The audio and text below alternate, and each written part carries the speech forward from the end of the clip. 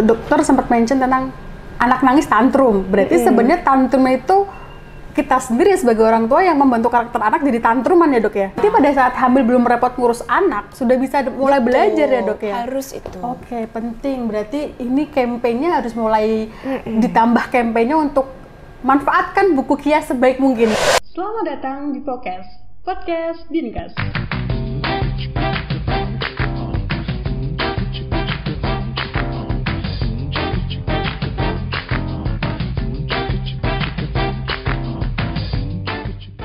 Assalamualaikum warahmatullahi wabarakatuh. Halo sedulur sehat Kota Semarang. Semoga hari ini dalam keadaan sehat dan seperti biasa saya Ira hadir dalam acara Podcast Dinkes. Untuk edisi podcast kali ini kita akan berbicara tentang bagaimana menyiapkan Indonesia emas yang katanya digadang-gadang tahun 2045 itu akan menjadi Indonesia emas. Nah, untuk menjadi Indonesia emas itu tentunya SDM-nya harus unggul gitu ya. Untuk menyiapkan SDM unggul itu seperti apa? Kita perlu memantau generasi-generasi baru agar tumbuh kembangnya tumbuh sesuai dengan usia dan bisa menjadi generasi yang unggul. Nah, untuk membahas bagaimana kita menyiapkan generasi unggul tersebut, di sebelah saya sudah ada Dr. Lilis Sianawati, Master of Science dan spesialis anak. Dokter, hari ini apa kabar? Baik, Mbak Ira. Terima kasih dokter sudah hadir dalam acara podcast kali ini.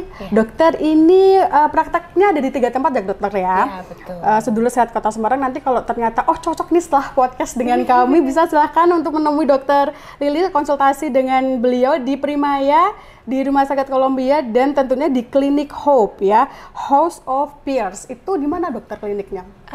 Klinik tumbuh kembang anak Hope itu di Jalan Dr. Wahidin 125B di daerah Jatingaleh. Oh begitu, nanti kita taruh di bawah ya alamatnya ya. Siap. Tuh, dan tadi ada di Primaya dan di Columbia Asia. Betul. Oke dokter, kita biasanya untuk podcast akan membahas 5 fakta dan mitos yang nanti akan menjadi rujukan kita ngobrol sampai mungkin 30-40 menit ke depan. Siap ya dokter ya. Oke dokter, yang pertama, fakta atau mitos periode emas anak berlangsung sampai 2 tahun? Fakta ya, ini nggak boleh dilewatkan berarti ya dok ya? Betul. Oke, yang kedua dokter, fakta atau mitos makanan bergizi lebih penting dari stimulan dalam periode emas anak? Mitos. Oke, yang ketiga dokter, fakta atau mitos gawai atau gadget ini ya menghambat perkembangan otak anak? Fakta ini ya, kayaknya udah pada tahu, cuman mungkin masih abai ya dok ya. Yang selanjutnya dokter, fakta atau mitos telat bicara dan berjalan adalah tanda anak mengalami hambatan tumbuh kembang? Fakta ya, pasti ya ini. Yang terakhir dokter, fakta atau mitos perlu terapi dokter anak dan psikologi anak bagi anak yang mengalami hambatan dalam tumbuh kembang? Fakta juga. Oke, hari ini banyak faktanya. Baiklah, kita bahas satu persatu dokter. Yang pertama tadi, periode emas anak ini berlangsung sampai 2 tahun, tapi mungkin banyak moms yang bingung ya dok ya, 2 tahunnya itu 2 tahun setelah lahir atau 2 tahun dihitung sejak hamil? Betul. Jadi kalau kita bicara tentang periode emas tumbuh kembang anak, kita itu bicara tentang 1000 hari pertama kehidupan. Nah, 1000 hari pertama kehidupan itu terjadi sejak pembuahan di dalam rahim sampai anak berusia 2 tahun. Kenapa? Karena di situ terjadi perkembangan otak yang sangat pesat. Hampir 80% terbentuknya itu di usia sampai 2 tahun. Baik itu perkembangan sel-sel otak, selubung otak, dan koneksi antar serabut-serabut syaraf otak. Sehingga kita sangat berusaha di masa 1000 hari pertama kehidupan itu kita berikan nutrisi yang adekuat, stimulasi yang tepat, sehingga anak-anak kita itu mencapai pertumbuhan sesuai dengan potensi maksimalnya. Oke, berarti sebenarnya intervensi atau treatment ini dilakukan sejak ibu ini mengetahui bahwa hamil ya dok? Betul ibu, sekali. Jadi jangan abai, begitu ibu mengetahui hamil, jangan lupa yuk dijaga baik-baik, diberikan nutrisi yang adekuat sejak hamil, mengetahui hamil tadi, sejak masa pembuahan itu terjadi, disitulah sudah terbentuk, sudah berlangsung 1000 hari pertama kehidupan. Jadi jangan abai, berikan nutrisi yang adekuat, istirahat yang cukup, dan hati yang gembira. Karena itu penting sekali untuk ibu-ibu hamil kita. Oke, saya pernah baca juga penelitian bahwa memang pengaruh stres atau apa ya, cara berpikir ibu ini berpengaruh terhadap tumbuh kembang bayi. Berarti benar ya dok ya? Betul sekali itu. Oke, tadi dokter mention tentang bagaimana kita melakukan treatment dari sejak hamil. Dokter, sebaiknya apa yang perlu dilakukan para moms ketika tahu hamil? Maksudnya kalau ke dokter ya udah lah pasti akan ke dokter, visit dan sebagainya. Ada nggak treatment khusus lainnya gitu dokter? Yang perlu mungkin dokter suggest ke ibu-ibu? Betul, karena saya seorang dokter anak ya. Oh itu objin ya dok ya? Oh sorry. Tapi tidak apa-apa, karena memang kita tidak terpisahkan nih antara dokter objin dan dokter anak tuh kita satu kesatuan begitu. Nah, begitu moms tahu hamil, nanti moms jangan lupa lakukan pemeriksaan kehamilan rutin. Kan sekarang sudah sangat fasilitasnya sangat banyak toh, mulai dari vaskes tingkat pertama itu harus dilakukan kunjungan-kunjungan rutin, kapan moms harus melakukan USG, minum vitaminnya, kemudian juga jangan lupa screening ya. Oh, yes. Kan ada screening penyakit infeksi yang berbahaya juga. Kemudian yang paling saya sarankan, jangan lupa melakukan konseling laktasi. Lah, itu sering sekali untuk dilupakan. Konseling laktasi itu kita anjurkan mulai usia 7 bulan. Saat masih di kandungan ya dok? Betul, ya? Oh, wow. Saat masih di dalam kandungan, yuk datang ke konselor-konselor laktasi. Terutama mas-mas yang belum punya pengalaman ini. Karena seringnya begitu bayinya lahir, moms masih dalam kondisi capek kan, masih dalam kondisi stres, bingung. Bagaimana ya cara menetekinya, bagaimana cara mengasuhnya, sehingga sangat-sangat penting sejak usia 7 bulan ingat, lakukan kunjungan pertama untuk berkonsultasi laktasi. Bagaimana cara memberikan posisi perlekatan yang adekuat pada saat tadi menyusui bayi. Oh wow, ini bagus banget. Tadi sebenarnya saya mau meneruskan di periode usia berapa anak itu tumbuh sesuai dengan usianya. Tapi tadi dokter mention tentang konsultasi laktasi. Seberpengaruh apa dokter pemberian ASI ini terhadap tumbuh kembang anak? Sangat-sangat berpengaruh ya, karena kita tahu ASI itu merupakan nutrisi emas. Nutrisi emas yang sangat diperlukan sejak bayi itu lahir gitu. Nah, seringnya yang kita jumpai itu miskonsepsi. Jadi ibu-ibu yang belum pernah moms yang masih bingung ya, masih minim sekali pengetahuannya tentang ASI, itu bingung.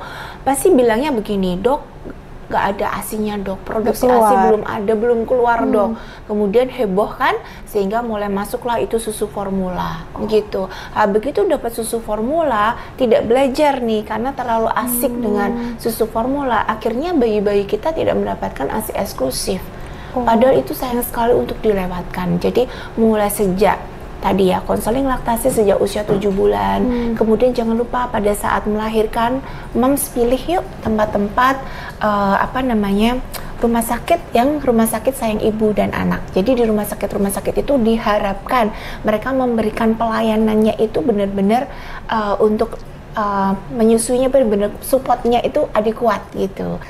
Oke, Dokter Lili, mumpung masih mention di pemberian ASI eksklusif dokter, saya pernah baca gitu bahwa memang ASI eksklusif itu penting untuk memberi dampaknya pada pertumbuhan anak. Tapi ternyata banyak juga ibu-ibu yang struggle untuk memberikan ASI eksklusif ini. Dokter, sebenarnya apa paling banyak sih dok kendalanya ibu-ibu ini kalau dokter mungkin menangani banyak kasus konsultasi? Jadi kendalanya itu bunda-bunda kita itu mereka masih belum mendapat pengetahuan yang adekuat. Jadi masih banyak mitos-mitos yang terjadi di masyarakat yang tentang menyusui. Sehingga misalnya tuh ASINya nggak keluar, anaknya nangis terus tuh karena ASINya nggak keluar gitu. ASINya dipencet cuma keluar 1-2 tetes tuh, berarti nggak ada. Padahal di awal-awal hari-hari pertama itu yang keluar adalah kolostrum. Kolostrum itu memang hanya beberapa tetes saja, tapi luar biasa impactnya, dampaknya, karena dia kandungan antibodinya sangat tinggi. Terus kemudian faktor-faktor hormon pertumbuhannya juga sangat bagus begitu. Dan anak-anak itu, bayi-bayi kita itu butuh untuk dilapisi pertamanya oleh kolostrum dulu gitu. Itu istilahnya sebagai basicnya. Dan bayi-bayi kita itu lambungnya masih sebesar biji kelereng tuh. Biji kelereng kecil banget ya. Jadi hanya butuh sekitar 3-5 mili. Nah, betul. Jadi jangan takut kalau di hari-hari pertama memang keluarnya hanya sedikit saja. Itu normal, perkembangan yang normal sekali. Tapi sejak awal tetap harus melatih menetek. Jadi sejak awal tetap harus menyusui gitu. Jadi begitu lahir lakukan IMD. Kemudian setelah itu kan ada rawat gabung. Nah, pada waktu rawat gabung bayinya jangan di box aja. Betul, seringnya kan bayinya di box nih, taruh di box tuh, rawat gabung nih, tapi terpisah. Nah, itu tidak. Jadi segera bayinya itu kalau ibu masih belum kuat untuk duduk sambil berbaring.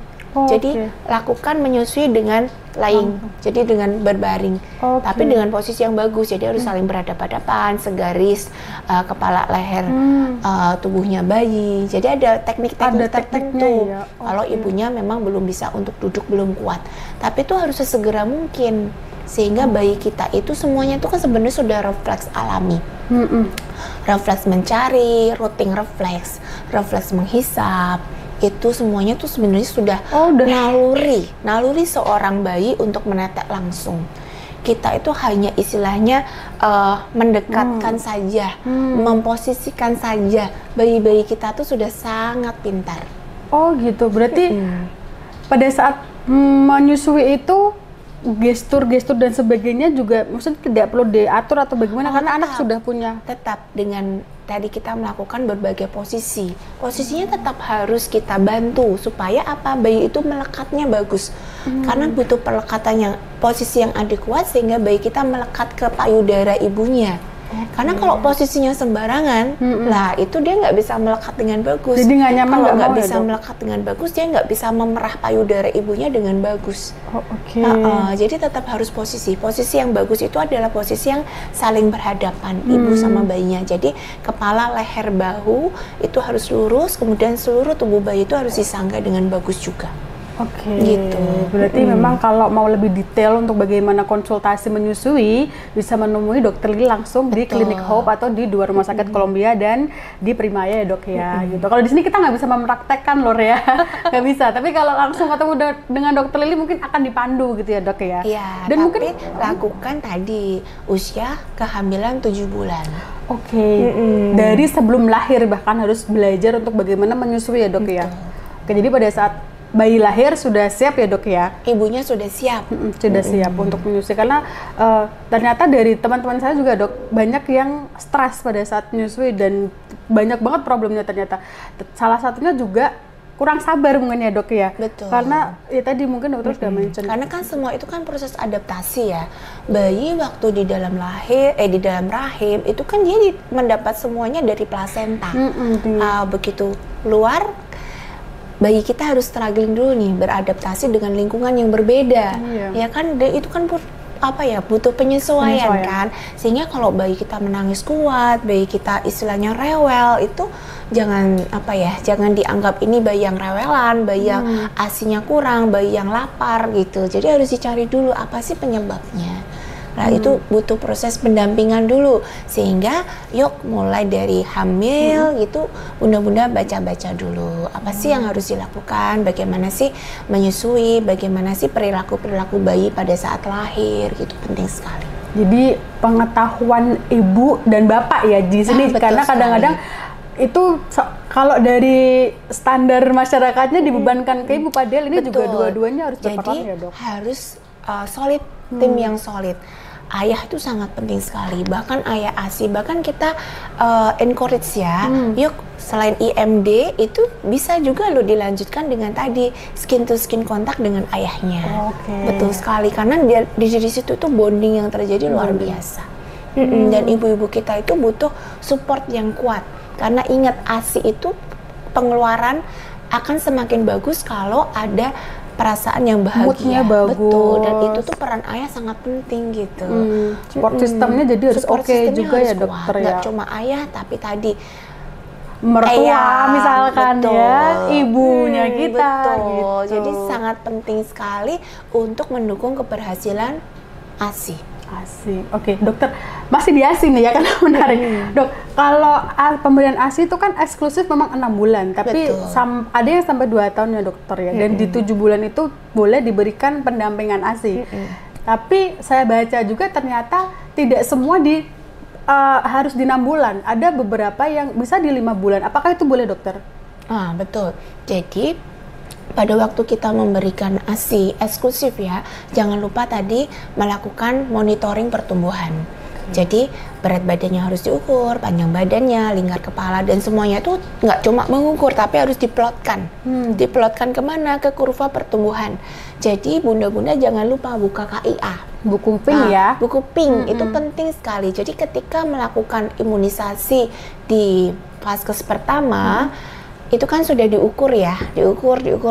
Kalau petugas kesehatannya terlupa ngeplot ke kurvanya, bunda yuk, saya sarankan bunda belajar ngeplot, nggak susah kok. Diplot, kemudian lihat grafiknya, trennya bagaimana. Trennya kan harusnya sejajar dengan kurva pertumbuhan tuh. Kalau memang awalnya dia di garis hijau, biarkan di garis hijau terus. Kalau awalnya agak garis hitam, di bawah kurva hijau nggak apa-apa di situ, cuma harus di situ terus, jadi harus naik terus, harus sejajar, nggak boleh dia datar ataupun turun ya, apalagi turun. Jadi kalau sudah lewat, sudah datar ataupun turun ke zona di bawahnya itu, atau terlalu naik juga nggak boleh. Ini juga nggak boleh ya? Nggak boleh, terlalu naik yang over juga nggak boleh gitu. Sehingga kita analisis dulu kalau ternyata memang kurang untuk kenaikan berat badannya, sudah, kalau kita bilang weight faltering, di situ kita akan nilai sudah siap belum ya untuk mulai MPASI. Jadi ketika bayi-bayi sudah siap untuk memulai MPASI, kita bisa istilahnya untuk mengisi kesenjangannya, kekurangannya itu kita akan memberikan MPASI. Jadi yuk kita lakukan yang terbaik. Jadi kapan sih harus ASI full, ya kan? Kapan sih kita mulai mengajarkan bayi-bayi kita untuk mulai makan? Yuk dek, kamu sudah siap kok, gitu. Dan untuk bisa menganalisa kapannya itu harus konsultasi dengan yang ahli ya dok ya, ke dokter ya, tidak bisa diputuskan sendiri. Tidak bisa, jadi harus diukur dulu, harus dianalisis dulu, kemudian harus dipastikan dulu penyebabnya apa. Dokter, ini masih ada kasus gini dokter, mungkin anak usia let's say 5 bulan gitu, yang sebenarnya belum kita anggap belum cukup untuk memberikan MPASI dan berat badannya tidak naik lah, stuck gitu ya. Tapi gerak pertumbuhannya bagus, kayak 5 bulan udah bisa duduk misalkan, 5 bulan udah bisa merangkak. Jadi beranggapan si orang tua ini, nggak apa-apa, orang dia pertumbuhannya bagus walaupun berat badannya kurang. Itu bagaimana dokter? Bener nggak sih mindset seperti itu dokter? Mindset seperti itu harus tidak tepat ya.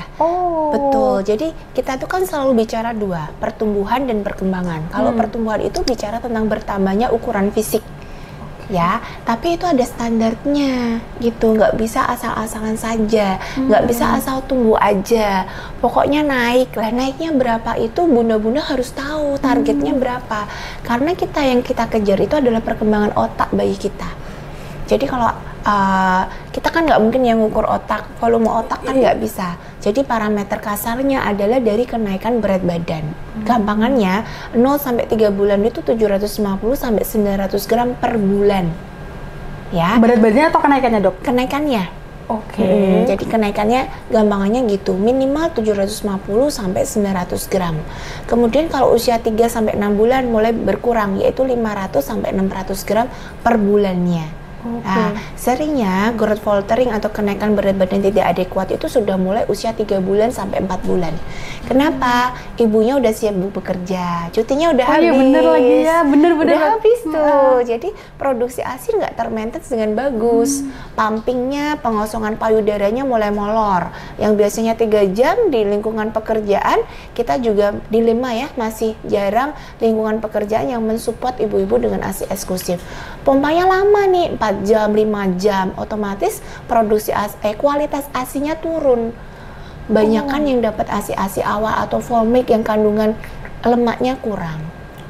Kemudian bayinya nggak diasuh sendiri nih, mulai dititipkan, di daycare, diasuh sama eyangnya, diasuh sama pengasuh lain, sehingga mereka tidak mendapatkan lingkungan yang supportnya yang kuat. Ditambah lagi bayi kita di usia-usia segitu 3-4 bulan itu sudah mulai pinter, sudah mulai bergerak banyak, sudah mulai perkembangan emosi menolak, nggak mau ini aku nggak mau, aku mau main dulu, aku mau ini. Sehingga nggak segampang dulu. Kalau dulu waktu 0 sampai 3 bulan kan cuma taunya tidur, minum, tidur lagi, netek, tidur, netek. Lah nanti usia 3 sampai 4 bulan dia udah mulai emosi nih.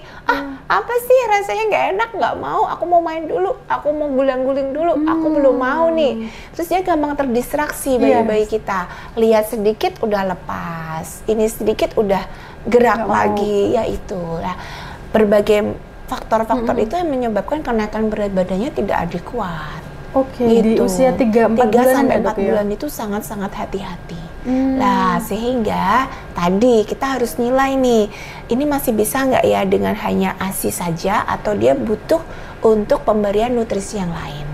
Nutrisi yang lain itu ada beberapa pilihan, dan itu kita akan mengonsulkan, akan mendiskusikan juga dengan orang tuanya. Jadi memang ternyata tidak semudah itu Bunda untuk menganalisa anak gue nggak apa-apa 5 bulan nggak naik berat badan tapi udah bisa merangkak. Itu nggak bisa begitu mindsetnya sekarang ya dokter ya. Itu kenapa kita perlu konsultasi ke dokter karena anak, kan yang kita utamakan tidak hanya fisiknya, tidak hanya kemampuan motorik kasarnya kan. Oke lah, merangkak pinter nih, tapi ternyata besok ternyata kurang nih kecerdasannya, EQ-nya, karena volume otaknya tidak berkembang maksimal. Kan sayang kan. Padahal orang tuanya kerjanya aja, maksudnya orang tuanya pinter banget nih. Pinter mentara yang kerjanya dan sebagainya dok ya. Tapi anaknya hanya hanya berdasarkan parameter, pokoknya merangkak, ini kuat, itu hanya motorik kasar. Padahal ada 3 aspek yang lain, motorik halusnya, bagaimana bahasanya, bagaimana sosial. Jadi kecerdasannya itu tidak hanya dinilai dari pintarnya tadi dia bergerak. Jadi ini saling apa ya dok ya, saling mendukung bahwa tidak hanya dari gerakannya aja anak ini bisa dianggap bahwa pertumbuhannya bagus ya dok ya. Perkembangannya bagus, tidak hanya dari tadi sudah bisa guling-guling, sudah bisa duduk, sudah bisa merangkak. Tidak hanya sesimpel itu. Normalnya dok, di usia berapa sih anak itu boleh, bukan boleh ya, sebaiknya bisa udah mulai gulung, udah mulai merangkak gitu dok? Jadi begini, kita bahas sekalian ya tentang stimulasi. Berarti langsung ke fakta mitos yang kedua ya dok ya? Ya betul. Buat tadi makanan bergizi lebih penting dari stimulan dalam periode emas anak adalah mitos. Dua-duanya berarti kalau dari diskusi ini harus beriringan ya dok? Dua-duanya tidak terpisahkan. I see, jadi ingat ya, nutrisi dan stimulasi. Ini kayak tidak terpisahkan. Tidak bisa kita hanya memberikan nutrisi tapi tidak pernah melakukan stimulasi sejak dini. Itu sehingga saya sangat mengedukasi kalau menetek itu penting, menyusui penting, tapi pada waktu menyusui itu sudah terjadi stimulasi. Dengan apa? Dengan memeluk, dengan memandang. Bonding juga itu ya dok stimulasi awal yang kita berikan. Sehingga kenapa pentingnya kita menetekin langsung gitu. Kalau ada kendala memang dengan ASI perah. Cuma kalau tidak ada kendala, menetek langsung, yuk menetekkan langsung saja. Karena dengan menetekkan langsung terjadi stimulasi yang adekuat. Ibunya bisa menatap bayinya langsung, bayinya juga merasa perasaan yang tenang, nyaman karena dipeluk, disayang. Itu stimulasi yang sangat-sangat penting sekali untuk dilakukan sejak awal. Sejak dini ya. Kemudian lakukan tummy time sejak awal. Kan seringnya pusernya belum puput dok. Takut dok gitu, jadi cuma ditelentangin doang, telentang aja, nggak mau mereka. Tummy time itu boleh dilakukan pada usia masih sejak dini, sejak awal. Bahkan sejak awal bayi itu lahir, kita nyatakan bugar, segera lakukan saja tummy time. Fungsinya untuk apa dokter tummy time? Fungsinya tummy time itu untuk perkembangan tadi, kontur kepala lehernya, gitu. Jadi untuk motorik kasarnya. Kemudian pada waktu tummy time kita juga lakukan stimulasi yang lain. 25 cm kasih mainan yang bergerak, mainan yang ada suaranya, melihat wajah ibunya di depannya, gitu. Jadi sangat kompleks, tidak hanya motorik kasarnya, tapi penglihatan, pendengaran akan juga terstimulasi. Stimulasi dini itu yang kita lakukan sejak awal, itu beda sama overstimulasi ya. Bedanya apa ini dokter? Bedanya gini, misalnya masih usia 3 bulan, tapi bayinya sudah 4 bulan gitu ya, tapi bayinya diberdirikan. bayinya merangkak, itu tuh beda. Itu kalau itu mah overstimulasi. Kalau yang nggak itu boleh dokter? Nggak boleh. Jadi kalau melakukan stimulasi, ingat harus sesuai dengan usia sama milestone-nya. Jadi kita nggak pernah melakukan stimulasi yang terlalu terlalu over tadi. Bayinya harusnya 6 bulan nih. Yang kita sarankan kan duduk sama merangkak, tapi berdiri gitu enggak gitu. Atau masih 6 bulan tapi diharapkan kan baru babbling kan kalau 6 bulan. Tapi mama, papa diajarin. Lah itu belum waktunya gitu. Wow, itu kan ada yang orang tua yang malah anakku 5 bulan udah bisa ini. Umur setahun udah diajarin menghitung warna gitu tuh belum gitu. Jadi jangan lakukan overstimulasi. Jadi tapi kita sangat anjurkan melakukan stimulasi dini. Early stimulation itu beda dengan overstimulation. Early stimulasi itu maksudnya kita memberi edukasi ke bunda-bunda, ke masyarakat bahwa lakukan stimulasi itu sejak awal, sejak bayi itu lahir gitu. Bahkan sejak dalam kandungan pun sudah distimulasi, diajak ngomong, itu kan juga melakukan musik kayak gitu. Dengerin musik itu kan juga stimulasi. Kan? Oke. Berarti memang tidak boleh fokus pada ASI dan makanannya saja, tapi menstimulasi ya dok ya.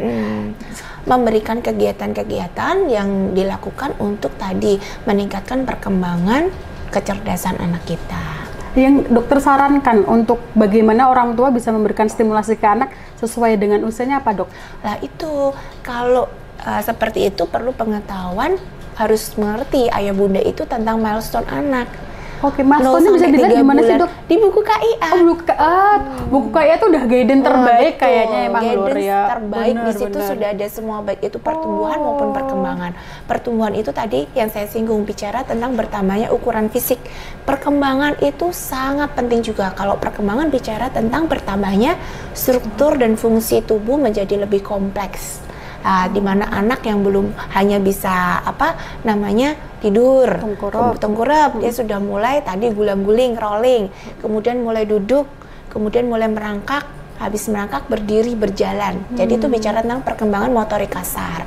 Kemudian yang dari bahasanya dari lahir cuma bisa apa Mbak Ira? Yang nangis ya dok ya? Nangis, gitu doang. Terus usia 2-3 bulan mulai cawing tuh ngoceh.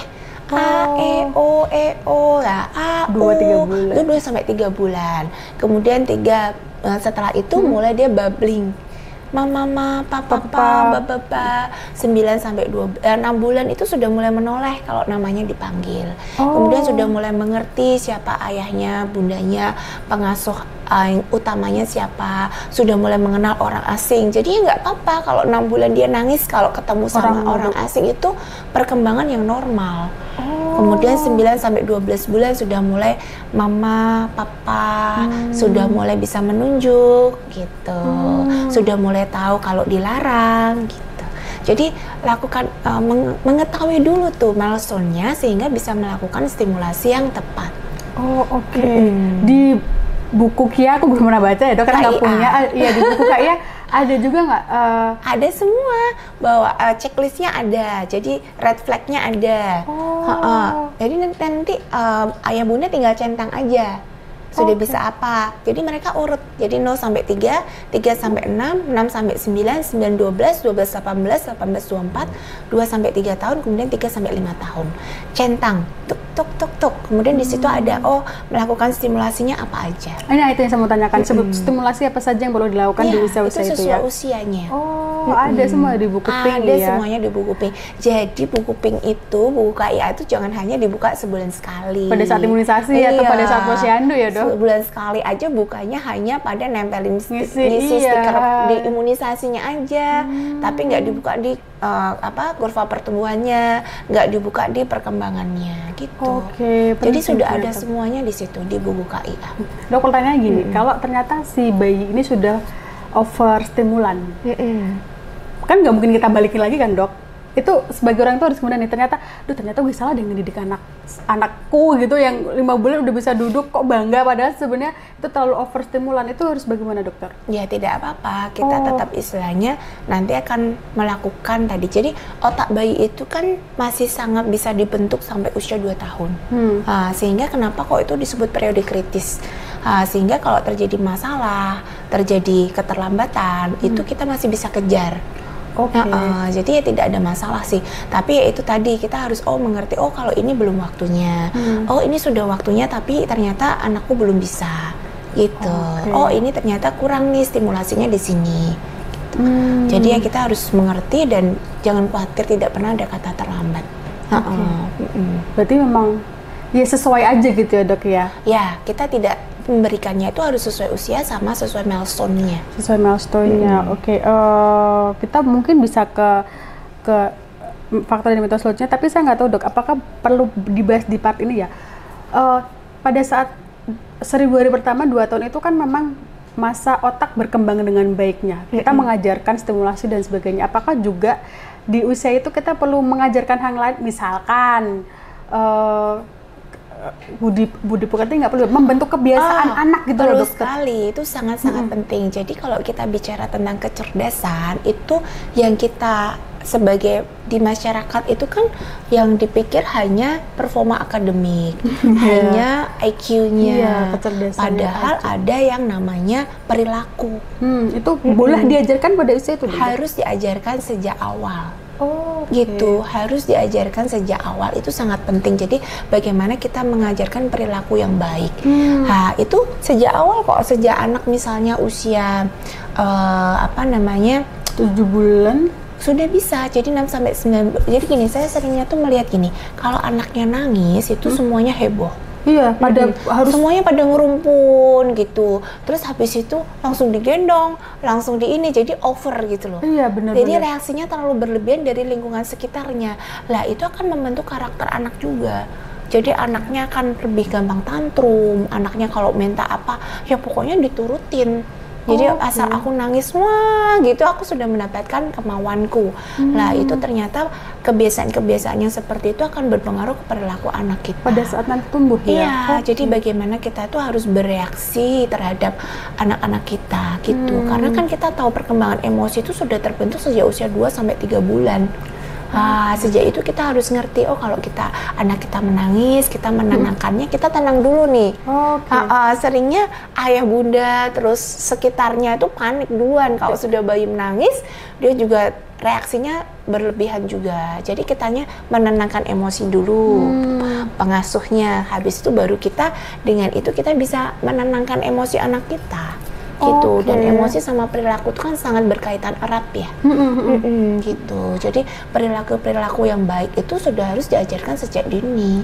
Bagaimana mengajar anak kita untuk meminta sesuatu, bagaimana kita berbahasa gitu, bagaimana harus mengerti etikanya. Kalau berbahasa itu harus di usia 2 tahun itu, maksudnya? Ya, enggak, sejak awal. Sejak awal, sejak anak itu bisa misalnya meminta, gitu, kita juga harus mengajarkan bagaimana meminta yang baik, tangannya harus bagaimana, menatap mata, gesturnya, itu harus perilaku itu harus diterapkan, diajarkan sejak awal.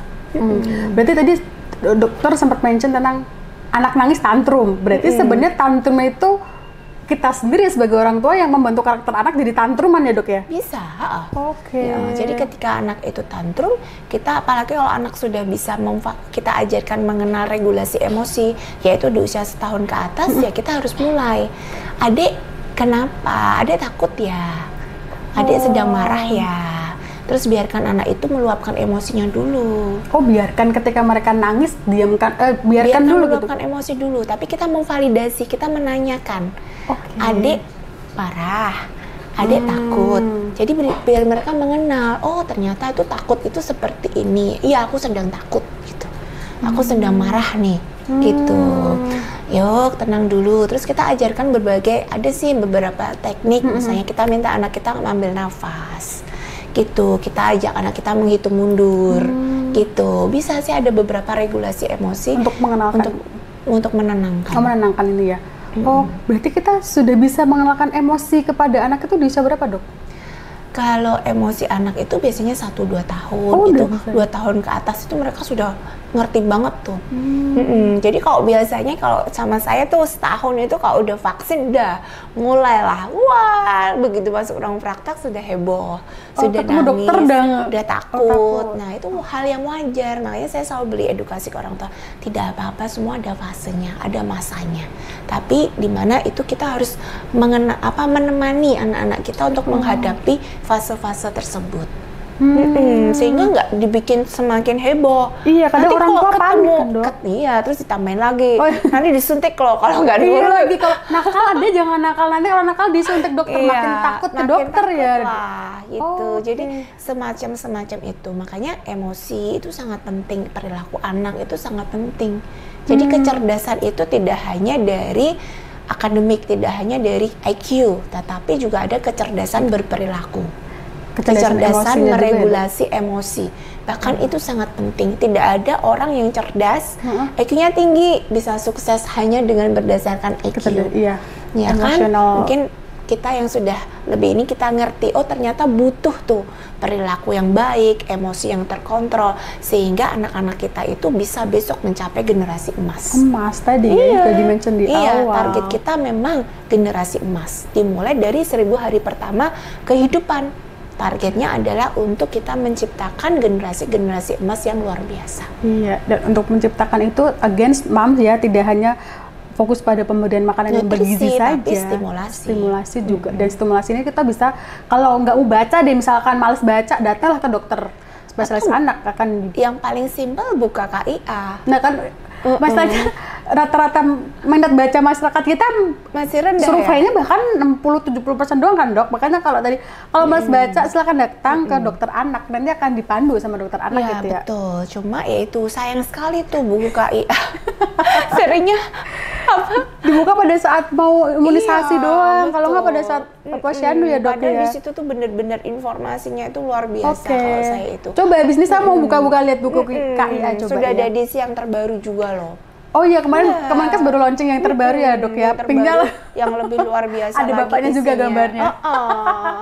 Jadi ayo dibuka-buka, kasih marker. Iya, kasih marker. Sign ini betul, sign-nya ini, perkembangannya ini. Oh, sign lagi ini kalau aku imunisasi di sini.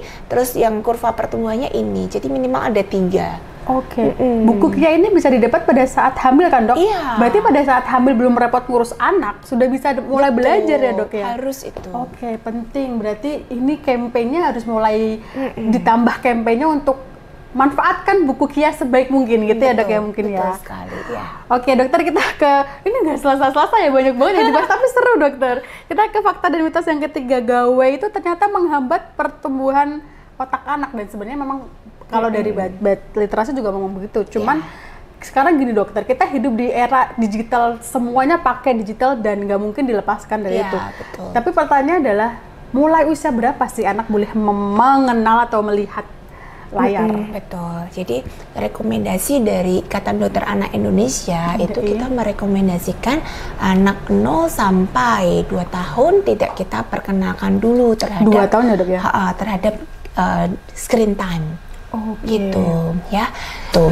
Jadi kita tidak memperkenalkan pada usia 0 sampai 2 tahun kecuali untuk keperluan komunikasi. Kemudian usia 2 sampai 5 tahun kita hanya batasi 1 jam. Setiap harinya ya? 1 jam. Itu pun harus didampingi, dari lakukan pendampingan. Cuma Mbak Ira, kita sekarang berpikir lagi. Jadi kita itu kalau tadi itu kan hanya bicara masalah durasi nih. Iya. 1 jam, 2 jam itu kan sebenarnya hanya durasi, tapi sebetulnya ada yang lebih penting. Yang lebih penting yang nomor 2 selain durasi itu adalah konten. Oh iya. Konten. Jadi kita utamakan konten nih 1 jam, tapi kontennya ternyata konten yang tidak memberikan edukasi yang bagus, tidak sesuai dengan umur, itu ya tidak boleh.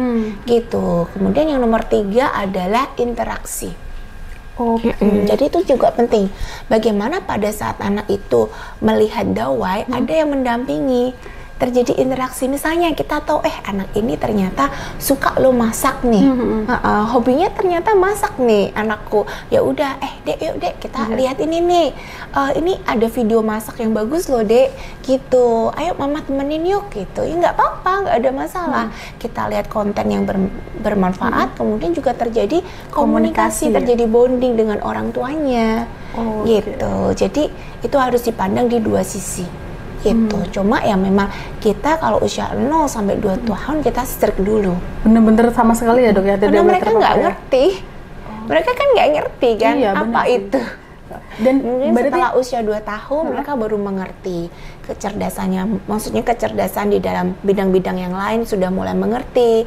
Anak kita juga sudah bisa mengerti tentang aturan, sudah bisa mengerti tentang hobinya apa, sehingga yuk kita boleh sih screen time, cuma ya tadi dengan konten yang sesuai usia, dengan konten yang edukasinya bagus dan kita temani, jadi terbentuk interaksi yang bagus. Oke, ini yang mungkin yang nomor 3 dokter yang betul. Jadi jangan dibiarkan anak kita gini, seringnya kan gini, pokoknya nonton supaya nggak ngerepotin. Nah gitu, pokoknya nonton supaya mamanya bisa masak, bisa ngurusin rumah, supaya nggak rewel, supaya nggak tantrum. Lah itu yang kita edukasi tidak seperti itu tuh fungsinya screen time gitu. Screen time juga tetap ada nilai positifnya. Tidak semua screen time kita istilahnya negatif, karena kita nggak mau anak kita juga gaptek atau apa gitu, tidak. Cuma kita harus ngerti kapan sih kita perkenalkan screen time yang seperti apa sih yang yang bermanfaat, yang memberikan edukasi yang bagus untuk anak-anak kita. Bagaimana ternyata screen time itu juga bisa menjadikan diisi dengan edukasi-edukasi yang positif. Dengan melakukan screen time ternyata bisa sebagai istilahnya kita berkomunikasi dengan anak kita. Karena seringnya apalagi kalau anak-anak sudah remaja ya, pengalaman pribadi juga mungkin semua juga ya, bunda-bunda ya, anak sudah remaja kita dikit-dikit screen time tidak boleh, sedikit-sedikit screen time tidak boleh. Nanti mereka akan timbul tadi kenapa penolakan yang akan mengganggu hubungan antara anak ayah dan bunda sama orang tuanya.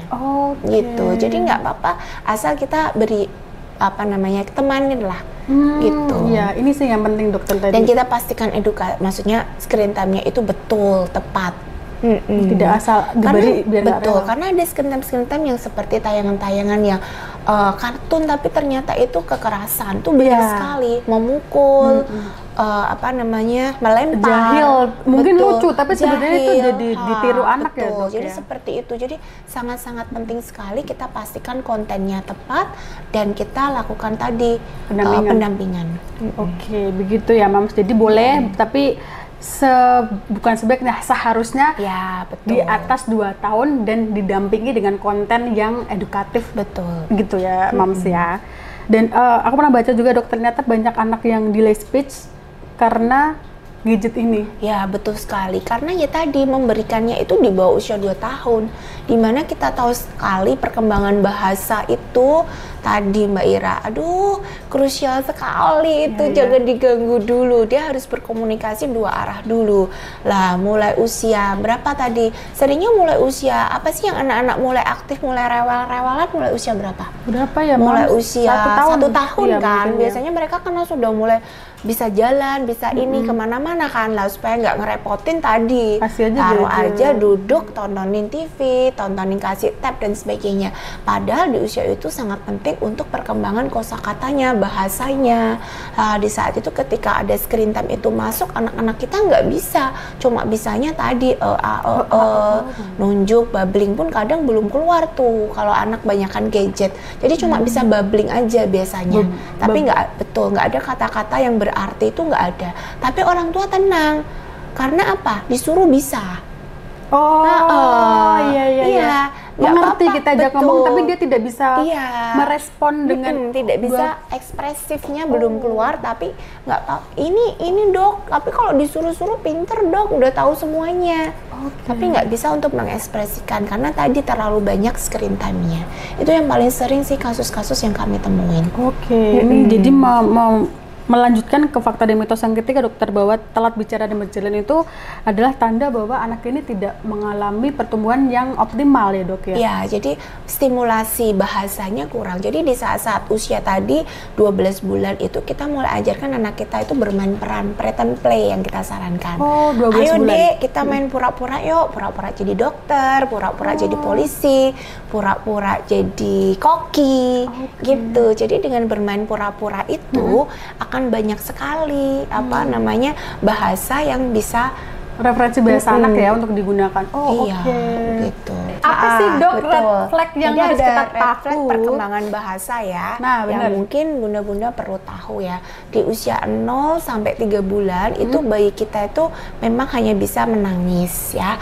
Tapi ingat di situ sekarang sudah ada screening pendengaran yang harus dilakukan sejak awal. Oh, ya? Sejak bayi lahir? Betul, dari bayi lahir itu sudah ada screening namanya OAE. Sudah ada screening, bunda bisa lakukan misalnya pakai lonceng gitu kan. Lihat bayi kita menoleh nggak ke arah sumber suara. Itu harus dilakukan sejak awal. Karena kenapa? Karena ternyata kalau terjadi gangguan fungsi pendengaran dan kita bisa deteksi dan segera diintervensi, misalnya dipasang alat bantu dengar, itu ternyata bagus sekali hasilnya kalau kurang dari 3 bulan.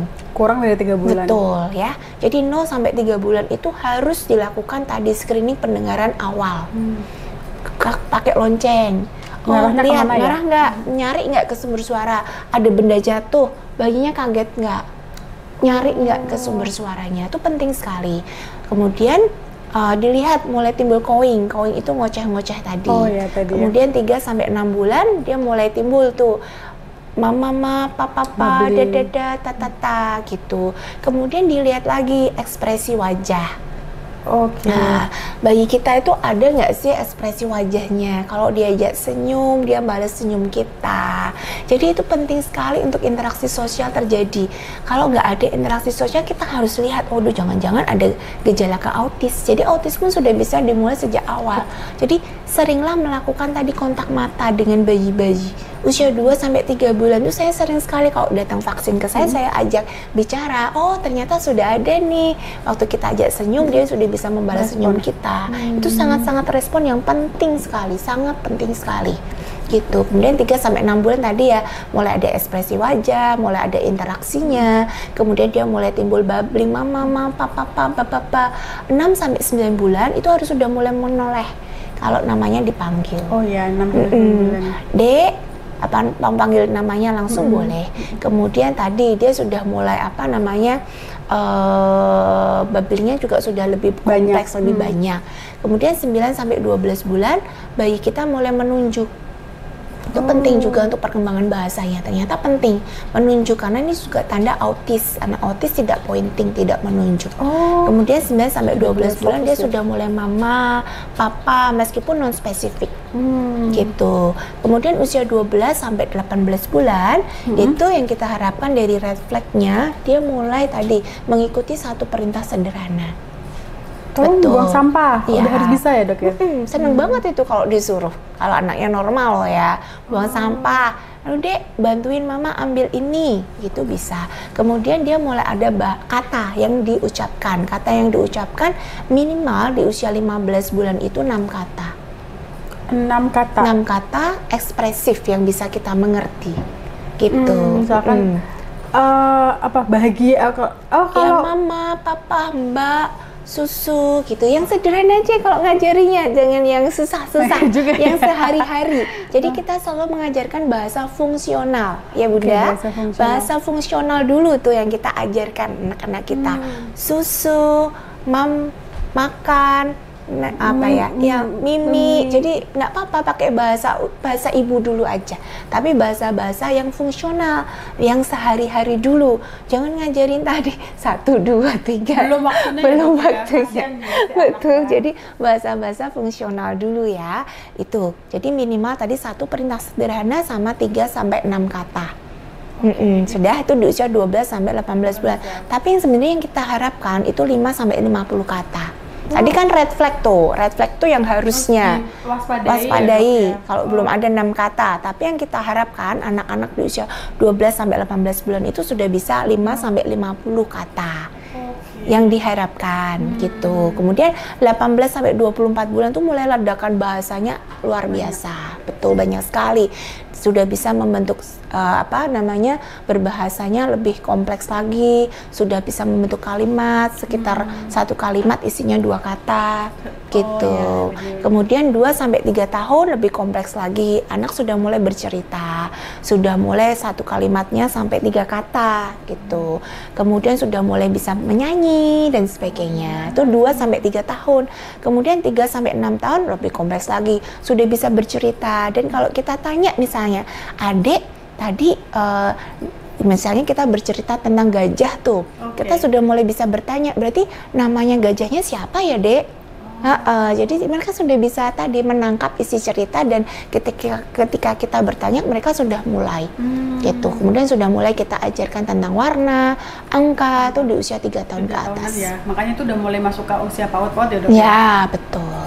Jadi pada saat bahas masalah bahasa, saya pernah baca juga gitu bahwa sebaiknya anak itu diajak ngobrol seperti orang dewasa, bukan diajarin bahasa misalkan apa ya, banyak yang misalkan kayak mimi, apa sih? Betul. Yang lebih ini ya.